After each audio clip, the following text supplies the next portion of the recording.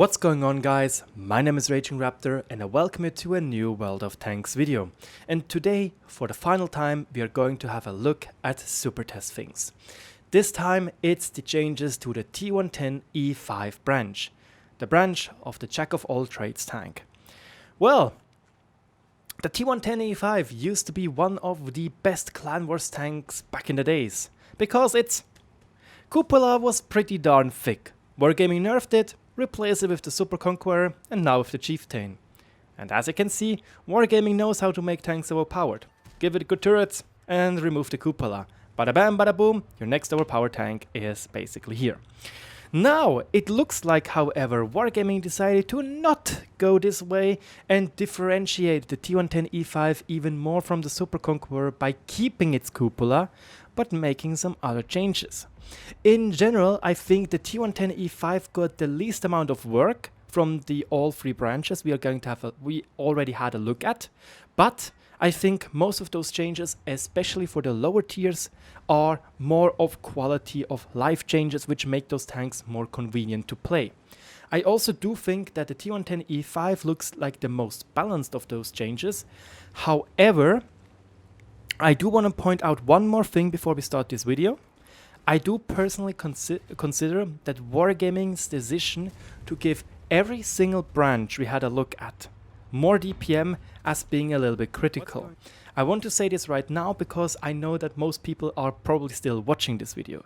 I personally have a fear that adding more and more tanks with better and better DPM will only escalate the issue we have with boost or turbo battles which are over in 5 minutes, because in my logic, I would say that the more DPM is around, the faster the games are, because the faster the hit points are drained. So again, I'm a little bit concerned seeing that the E100 stock gun, the IS-4 as well as the E5 are getting DPM buffs.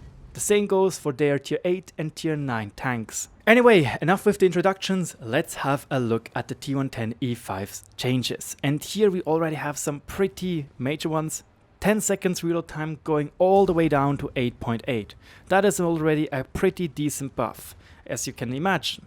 It makes this T110E5 being more in line with the current Super Conqueror, giving it the opportunity to be quicker, getting better positions, and obviously having the better job to do as being a heavium, which may or may not actually benefit this tank, even though tanks like the 277 will be better heaviums as they lack a big cupola to be shot at.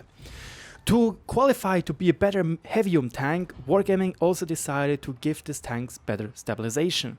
0.14 is now the new value for the accuracy on the move from 0.18, and the turret rotation accuracy was also buffed from 0.08 to 0.06. Those values, as far as I know, are one of the class bests, even besting the 279, which has incredible great gun handling. Sure, it's not the best, because obviously the best value should go to the Super Conqueror, which has at the moment 0.12 accuracy on the move and 0.1 on the turret traverse. So actually, turret traverse, the E5 will be almost miles ahead. That's a very interesting turn of events in my personal opinion, and makes me want to play the tank even more. So yes, you could argue that the T110E5 will have the class best accuracy in the game for heavy tanks. Well, to that you also get improved side armor in the area of the front rollers, meaning it will be harder to get their detract. And this is, in my opinion, a logical conclusion, as they are tending to be very thin, especially with the E5's whole armor or lower plate armor being not as thick as it used to be. Those areas we are talking about are right now rather slim to 76mm thick, depending where you're hitting, to maybe even 140mm thick, giving it an effective armor of 20mm. But the 76mm plates give it an effective armor of 160mm with a 100% chance of detracking your enemy. So that makes total sense to me that Wargaming decides to buff that. It will be interesting to see, however, how hard it will be buffed, in my personal opinion. I do hope it won't be over the top buffed, but I can consider or can think about this being a pretty decent buff to the tank. Overall, I do think the changes sound good. I already consider the E5 to be a pretty decent tank. And now I'm going to take a quote from Reddit where somebody said they think it's a good idea to make the T110E5 play more like the Renegade. So I have to say, dude, you're a pretty smart cookie, because I 100% agree on that. I like the idea that the E5 keeps its good mobility, gains better DPM, as well as gaining a great gun handling. That will be a lot of fun to play, and I'm sure that a lot of good players will enjoy playing this tank. Now let's go to the tier 9 tank. The M103. It also gets a buff to its DPM, going all the way down to 10 seconds from 11.2 for the top gun. However, nothing will be changed for this gun except maybe improved gun stabilization, as it could also mean for the 105mm gun. Speaking of the 105mm gun, it's the exact same gun we have on a T-32. So those penetration buffs and those DPM buffs also will be the same on the T-32. So I quickly want to gloss over them, as we are going to have a look at them in more depth at the T-32. Most importantly, the M103 will apparently gain improved turret armor. I do consider this to be very important. Right now, let's be honest, the M103 turret, it's a pretty bad joke. Even the top turret has 38mm armor, meaning even 120mm guns, which are abundant on tier 10 and tier 9, will just straight shoot through. I still hope the big cupola stays. Again, I am somebody which thinks cupolas should stay in the game, as it gives lower tiered opponents the chance to penetrating somebody and leaving some people not just camp in one position, you know, because it simply can't do any damage to them. I do hope, however, that the turret's roof or the turret stern will be buffed to make it more resilient to overmatching and high caliber guns. Again, the stern of the M103 has just 160mm armor, giving it an effective armor of 170. So the M103 will most likely be much more appropriate to play.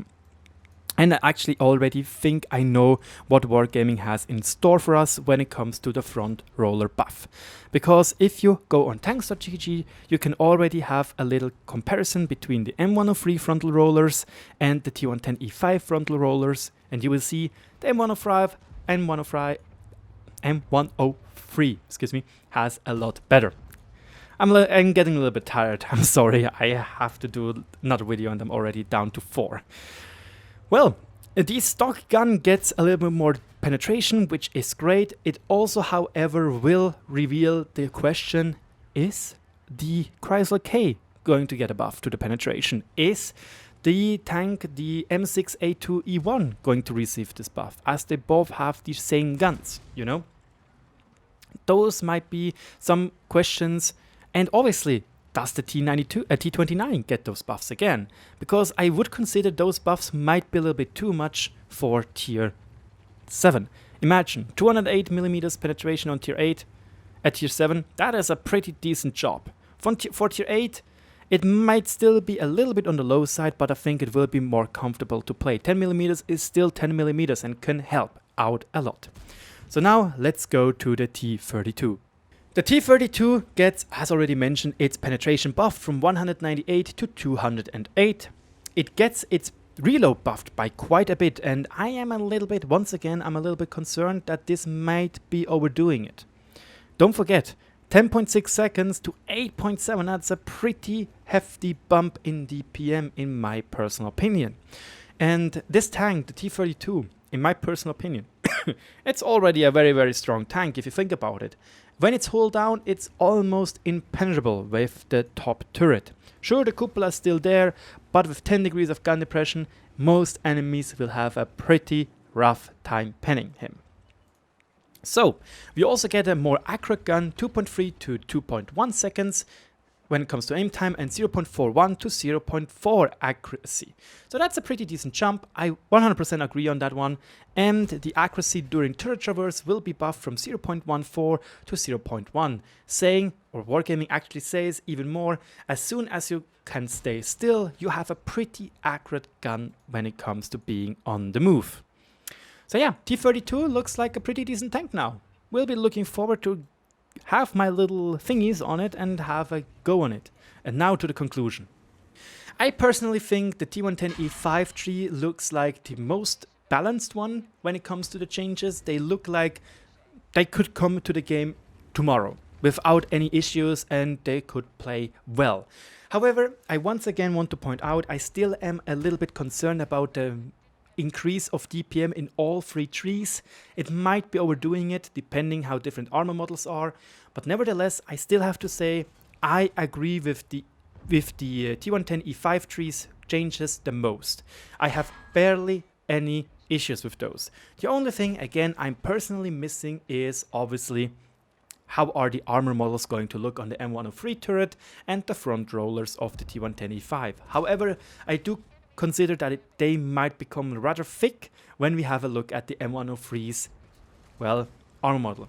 Again, please be gentle with me. I am starting to be a little bit tired. My voice is starting to act up a little bit with having a scratchy throat, which happens when I am now at my 5th video of the day in very short notice.